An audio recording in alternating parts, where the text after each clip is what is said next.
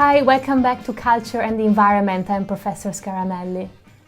So in the previous unit, we tackled some of the dominant narratives about nature and the environment that have shaped the ethics and ethos of environmental conservation in the 20th and the 21st century. Briefly, this was the idea of nature as a domain separate from and opposite to human relations, civilizations, and human livelihoods, a place where one might go to regenerate themselves from the ills of urban living. This idea was founded on the erasure of indigenous and other local populations' histories and on the displacement of previous rural users from what would become environmental preserves and conservation lands. Today, this continues to be a vital question, especially for people who live near or on the boundaries of conservation areas worldwide, or who have seen their livelihoods affected by efforts to preserve biodiversity. In this unit, we will address some of the ways in which we can understand the varied political and historical forces that are at play in questions of environmental politics and change. I will talk about an approach called political ecology. This is not a discipline per se, or a field, or even a set of methods. Instead, political ecology is an interdisciplinary set of questionings of taken for granted explanations for environmental degradation, change, and subjectivities. It's a scholarly approach that emerged in the 1980s and continues to this day. The term political ecology was first introduced by a scholar called Eric Wolf in 1972. Eric Wolf's most famous work is a very influential book entitled Europe and the People Without History that came out a few years later. Eric Wolf used the term political ecology to describe the varied ways in which power relations mediate human-environmental relations at different scales. So the term now describes this heterogeneous field of social scientific research that took place from the 1980s and the 1990s onwards. It's a field that brings together anthropologists, geographers, social scientists, development studies experts, post-colonial theorists, environmental sociologists, historians, and many more. So, to understand political ecological approaches, we need to situate them as a response to a set of 20th century debates. So specifically, political ecologists responded critically to two approaches that dominated the study of human-environmental relations. So the first approach was cultural ecology. In the 1950s, anthropologists began to study cultural adaptations as ecological systems. Cultural ecology was an empirical discipline based on fieldwork and also integrated quantitative methods alongside qualitative research methods. Cultural ecologists believed that human societies could be studied by applying ecosystem analysis and theories to cultural practices, which they saw generally as adaptive responses to environmental change. Cultural ecologists were not environmental determinists. They didn't believe that environment dictates the form that societies shape, but they were interested in the interrelations between cultural forms, beliefs, values, practices, and local ecosystem conditions and processes. This kind of studies typically focused on small societies of hunter-gatherers, of fishers, pastoralists, nomadic slash-and-burn agriculturalists, and often on islands. The more isolated the community, the better for the cultural ecologist. It combined qualitative social analysis and quantitative evidence. So, for example, cultural ecologists would ask if a particular ritual practice might contribute to maintain a balanced ecological system as well as balanced social relations within a community. The second approach that political ecologists responded to was a shared understanding in the environmental conservation sciences, policies, and social science that focused on processes of environmental degradation and destruction, and that often blamed these processes on the reckless practices of small-scale cultivators and rural residents. The studies had significant impact in environmental management and policy, and often contributed to further marginalizing poorer rural communities from environmental decision-making and from accessing land within protected preserves. One of the common explanations for environmental degradation was demographic. The idea that population growth causes unsustainable pressures on environmental systems. The other was that environmental problems result from underdevelopment and require north to south technology transfers, as well as structural transformations like the privatization of natural resources and the economic valuations of things like wetlands, water qualities, forests, and wildlife. Have you encountered these two approaches in your work, in your studies, or in your own experience? A geographer called Paul Robbins has published a useful textbook on political ecology. The textbook is organized around 5 central research questions, and there you can find more cases, examples, and discussions of these historical legacies and theoretical debates, as well as suggestions for further reading. So, at its basic core, there are 3 general tenets of political ecology. First, it foregrounds power relations at the local level. For example, between land users, managers, owners. Second, it follows connections across scale. And thirdly, political ecologists attend to longer histories of land use and control in a region. Here I'm drawing from research conducted by another geographer called Newman. He worked in Tanzania in the late 1980s, and the work was published in 1999. This is one of the many founding works of political ecologists. So Newman conducted research in Tanzania in what is today the Arusha National Park. He starts off his research with a puzzle.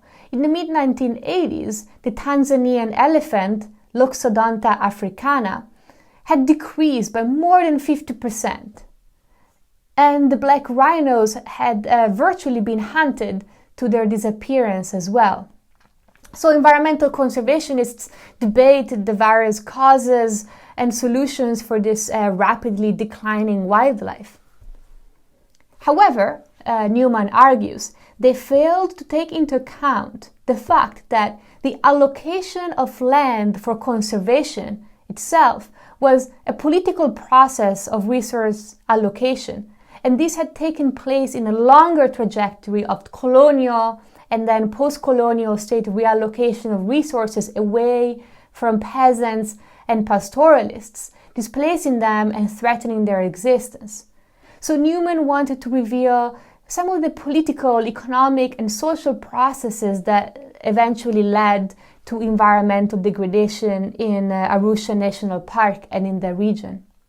So a prevalent interpretation of wildlife loss in the park by governmental officials and international conservationists was that local residents were ignorant and irrational, that they did not understand the moral importance of conservation and the importance of wildlife as their own national heritage and legacy. Now, Mount Meru, which is where Arusha National Park is located, had become part of a system of national parks in Tanganyika, the colonial name of today's Tanzania, under British colonial rule. This had happened following pressures by British conservationist societies in Europe, and somewhat resistance from colonial administrators locally who were able to foresee that the boundaries of national park would give rise to local rebellions and revolts and resistance. The national parks in Tanzania were to be modeled on Yellowstone in the United States, and would prohibit human settlement and economic activity within the boundaries of the parks. So after the Serengeti National Park was founded in 1940s, this was the first national park founded in Tanzania, violent conflict erupted between park authorities and the nearby African residents, many of whom were Maasai people. They demanded access to the park land and the right to graze their livestock within the park's boundaries. In 1960, however, a national park ordinance established that there would be no human access or use in the country's national parks. So Newman argues that attending to the longer history of land conflict is important and in fact essential to situating contemporary environmental struggles. In the northeastern highlands of Tanzania, Mount Meru was one of the areas that had attracted European settlers. When Germans set up farms in the 1890s, they displaced thousands of Meru people who had been farming on the mountain slopes, grazing their cattle in the mountain forests and then in the hilly plains, depending on the season. These German settlers created a forest reserve for hunting and logging, and the Meru people lost access to their grazing lands and forest pastures. Under British rule, the entirety of the mountain became a game reserve, and this also overlapped with the forest reserve. So there was to be no settlement, cultivation, or hunting. However, Meru residents maintained some customary rights to gather wood from the forest and to maintain forest beehives where they harvested honey. However, grazing was no longer allowed in the forests, and further, these colonial landowners denied the passage rights of cattle to the lowland pastures. Thousands of Meru were also evicted from the northern lands to make space for a settler project scheme. And the park management reduced their access rights even further and typically blamed residents for starting forest fires or for hunting park animals. Meru households traditionally maintained beehives in the forest, but colonial foresters disliked the honey harvesters and blamed the beekeepers for setting forest fires. The punishments for forest trespassers were harsh, and nomadic honey harvesters were particularly targeted. Some beekeepers could apply for a honey license. However, the movement in the forest were increasingly restricted, and they could only enter if followed by a park guard. And these were typically unwilling to do that. So Meru residents that were evicted or alienated from these large colonial farming estates or that faced land scarcity moved around the park boundaries and also moved within the Meru Native Reserve. As a result, Meru settlements became fragmented, overpopulated, and stuck between expanding park boundaries, privately owned farms, and forest preserves. These vivid memories of tense colonial relations and struggles now continue to influence relationships of mistrust that the Meru residents held towards the state authorities in the park. They largely felt that the park did not benefit them and had no interest in cooperating with park authorities against illegal poachers. These illegal poachers were typically not residents but wealthier outsiders. These acts of non-compliance are a form of local resistance against this longer history of land dispossession, of alienation, forced resettlements, and marginalization. With this research, Newman demonstrated the relevance of everyday local-level politics to larger questions of environmental degradation. So another running theme in this earlier work of political ecology was the question of environmental degradation and how it should be assessed. In the 1990s, geographers called Melissa Leach and James Fairhead conducted extensive research where they encountered a prevalent narrative about deforestation and environmental degradation that was due to growing demographic pressure and also to social and cultural changes in the region. So different groups of people identified different historical frames during which human environmental relations that had been balanced and sustainable had collapsed. So for Euro-American observers, this time corresponded to that of colonial rule, and after independence, relationships had broken down and environmental degradation had accelerated. For many, however, environmental relations were better in pre-colonial societies. However, everyone agreed that people could no longer take care of the forests and their agrarian landscapes, and this former harmonious past had been lost. Leach and Fair had argued that this view of a fall from Eden, the lost paradise, very prevalent narrative, in fact, contributed to the increasing marginalization of rural communities from the lands in which they made their livelihoods. So they conducted field research for years into the savanna of a region called Kisidugu.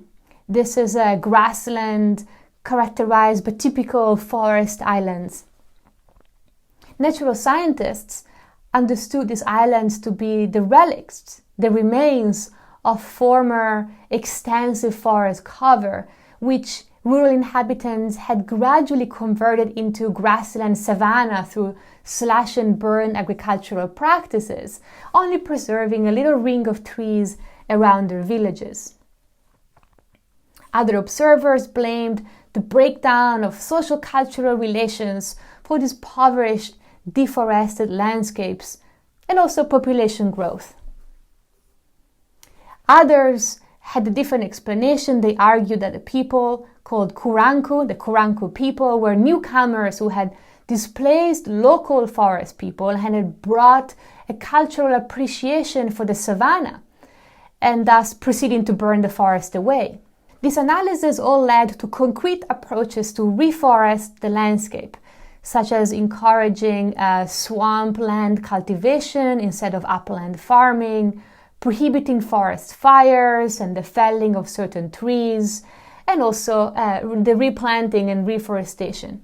Initially, this degradation narrative also justified the state's appropriation of control over local resources, and later this was replaced by a participatory community approach. However, local residents told Leach that there had never been an extensive forest in Kisidugu, and they pointed at the patches of forest that they or their ancestors had planted, forming these rings of trees around their villages. And so Leach and Fairfield looked into the archives alongside the work of oral histories that they were conducting in the region's villages. They found that, in fact, in the 17th and 18th centuries, areas that today look like dense forest used to be characterized by short grass savanna with hardly any trees. As new communities had moved into the savanna areas, pushed by a scarcity of timber for construction in their villages for the south, they formed new villages and planted forest around them. Villages valued forests as spaces for performing rituals, a source for gathering products, and also to cultivate in forest areas. They, in fact, made the forest by grazing and harvesting flammable grasses, by fertilizing the soil with their household waste, by planting trees and cultivating the soil as to make it favorable to forest expansion. Early in the season, hunters and cultivators set off small forest fires, and these early fires protected the forest from larger fires that would erupt later in the dry season. Of course, there had been changes in social organizations, and these had been reflected in how people cultivated the forests. Over time, these forests had served as fortresses, as coffee plantations, and large households were replaced by smaller family units. Cash crop production, and of course urban migration had affected the social landscape. So the narratives that correlated environmental degradation with increasing population density and agricultural expansions These were theories that drove development interventions and concrete environmental management. They had no empirical basis. These narratives, in fact, were based on colonial and heavily racially informed stereotypes, and they were so deeply held that they obfuscated the available empirical data on the environmental relations and change in Kisidugu. What do you think the environmental policy implications of these findings by Leach and Fairhead should be? Take a few minutes to write it down. The second case that Leach and Fairhead examined is the Ziyama Biosphere Reserve. This had been, in fact, a colonial natural preserve in the 1930s.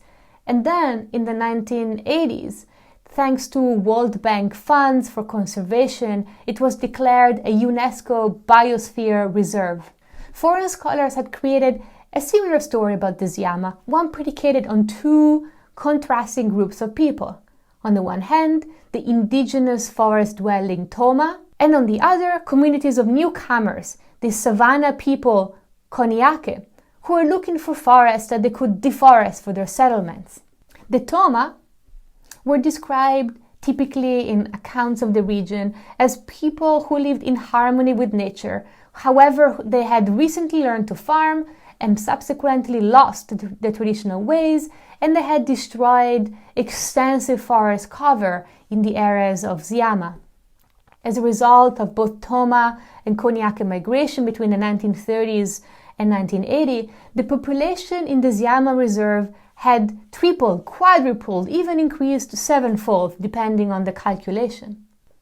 The saturation of grazeland around the reserve had led to more and more people encroaching on Ziyama. As a result of this interpretation, the Ziyama Reserve was managed as the last remaining patch of original forest to be protected from further pressure by the surrounding populations. However, when Leach and Fairhead looked into these accounts, they discovered that many 19th century accounts, in fact, described Ziyama Mountain as covered with cane grass and bushes, and hardly any tree. The Toma people were in fact savanna dwellers, and they farmed rice, maize, and cassava crops. Settlements had big weekly markets where people congregated to trade cotton, cola, livestock, and other cash crops, as well as a wealth of artisanal objects. This was not a marginal, out-of-the-way, isolated region. This was a center of trade routes. So what happened? How did this area become primary forest only in the span of 130 years? What's your guess? I would like you to think about it and just write it down. Fairhead and Leach argue that wars and military conflicts with French colonial authorities led to depopulation and economic ruin in the region. The abandoned settlements and fields over time became forest. In fact, by 1932, French colonial officers had cordoned off this new forest as a preserve for logging. Leach and Fairfield ran their own population study to see how much the settlements had in fact expanded since the 1930s. And they found that the population had increased only by about 80 to 120%, and not by 400 to 700%, as international environmental conservationists had argued. What foresters described as land encroachment, in fact, for Toma people, was the rightful reclamation of their ancestral lands, which they had left during this period of wars in the 19th century. Fairfield and Leach argue that these misleading narratives of environmental degradation, which blamed local land users again and again for deforestation, for erosion, and for soil depletion, were in fact built on long legacies of colonial ideas about Africa and African rural people. These ideas, based on stereotypes, informed interpretations of environmental dynamics, and were used to justify policies based on repression, marginalization, exclusion, and then more recently, participatory development. So can you identify which stereotypes guided these two analyses of environmental degradation?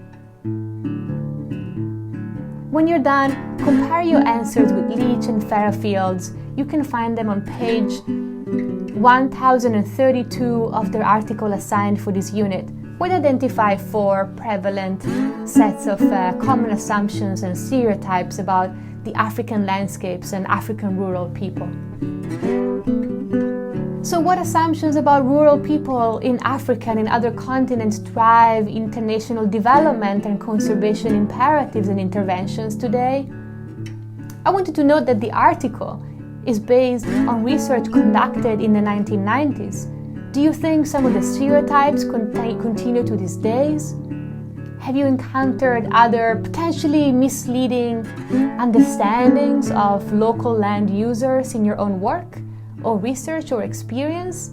If you have, please write it down.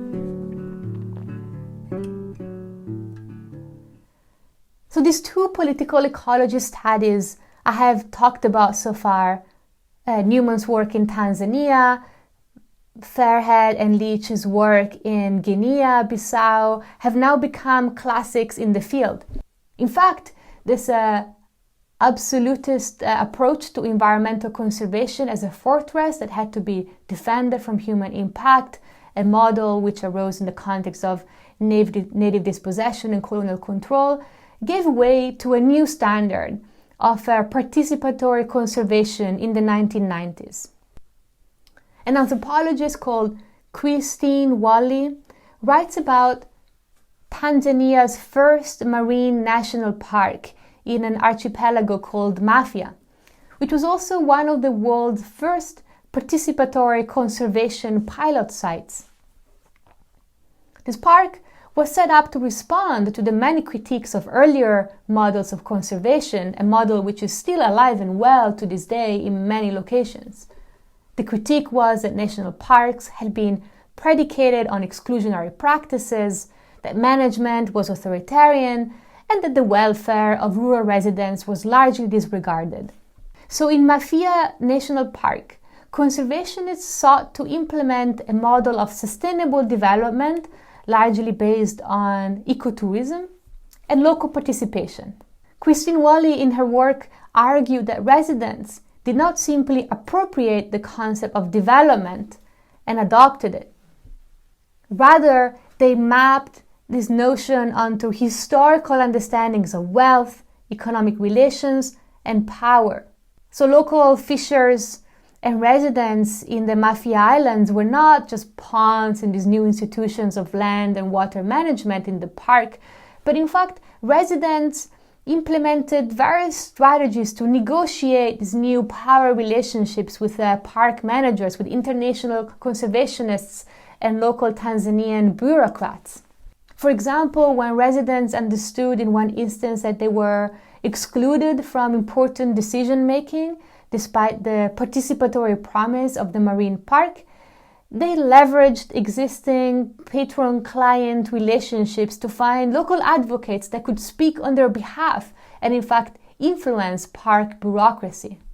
The article that you're reading for this unit is based on Christine Wally's longer research work on Mafia Island, and you can read her ethnographic monograph entitled Rough Waters if you want to learn more about it.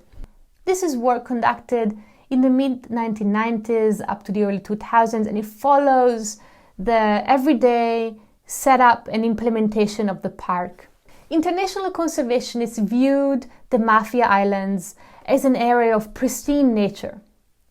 Local conservationists were aware that international attention would bring new resources to the area, and island residents hoped the park managers would protect them from extractive, damaging practices like dynamite fishing that threatened their livelihoods on the sea and in the islands.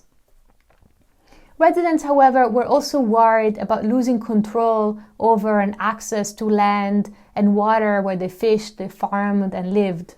In the article, Wally focuses on questions of knowledge. So the turn to participatory conservation meant an interest in non-scientific, local, and indigenous forms of knowledge, a type of knowledge that is valued because it has practical implications, but also because it foregrounds cultural diversity and different ways of valuing and reckoning with environmental relations. However, many anthropologists had a more complicated relationship to some of these traditional knowledge approaches. They recognized that the category risked objectifying systems of knowledge and thought in ways very similar to a colonial, racist, often bracketing of the primitive and the traditional, a bracketing that was fundamentally othering. Studies of local and traditional knowledge sometimes focused on homogeneity and community boundaries and really overlooked the fundamentally hybrid and multi-layered ways in which people acquire and transmit knowledge. So Christine Wally's approach to understand knowledge production is to see it as a social practice. In the context of the Mafia Marine Park, this meant understanding the varied claims about knowledge that resonated with local markers of class, status, ethnicities, and ideas about modernity. And secondly, her ethnographic methodology and writing is really rooted in the everyday, in the particulars, moving away from the tendencies of earlier political ecologists to bracket populations and communities as homogeneous groups and to focus on some of the structural functions of these societies. This focus on the everyday, on the particulars, allowed Christine Wally to observe that knowledge, rather than simply being what people know about the world, in fact becomes a field of contestation, of exchange, negotiation, and struggle. So as you read Wally's article for this unit, I would like you to focus on the relationship between her ethnographic observation and analysis and parts of her broader argument. So for example, we learn about Wally's conversation on a boat with a Swedish marine scientist. The scientist claimed that dynamite fishing, in fact, hadn't had much, if any, impact on local coral reefs. When Wally told him that Mafia residents had been very concerned about dynamite fishing, the scientists dismissed their knowledge. They could not possibly even know that coral is alive, so how could they assess ecological impacts? Back at the village port, Wally reported on her conversations, and residents were upset. In fact, they knew where the Swedish marine scientist had been, they knew whose boat he had rented and where he had gone, and he knew that he had been to an area where there hadn't yet been dynamite fishing at all. And one fisherman quickly drew a map of the dynamite fishing sites in the archipelago. Many foreign conservation scientists, however, disregarded the fishermen's knowledge about marine biology, about environmental impacts of new extractive practices like dynamite fishing, and also their social use of the sea. So this ethnographic example demonstrated some of the ways in which a colonial idea that certain groups of people had knowledge that was unscientific, rooted in religious beliefs and traditions and cultural practices, but not really grounded in empirical observations. This belief was alive and well in the marine park among foreign scientists. Can you think now of an example in which experts or managers have claimed that a certain social group does not possess adequate environmental knowledge, that they need to be educated? And what are some of the locally specific class, gender, and ethnic politics at play in this claim? So now you have had a sweeping overview of political ecology approaches, some of the shared starting points and assumptions of a field that has changed how we study human environmental phenomena. Since the 1980s, political ecologists have gradually moved away their focus on questions of land degradation and the effects of environmental conservation to studying instead how varied environments and landscapes are co-produced by human and non-human forces. You also have noticed a shift in the kind of questions that political ecologists have asked and the kind of data they draw on. Earlier work had focused on environmental degradation, dispossession, and power relations, and more recent work also combined insights from critical post-colonial theory, cultural and political anthropology, and feminist approaches, and foregrounded environmental subjectivities. This is work that highlights the complex interplay of class, status, colonial legacies, and ethnic politics in struggles over environmental management. This is all for this week. Thank you for joining me, and I'll see you very soon.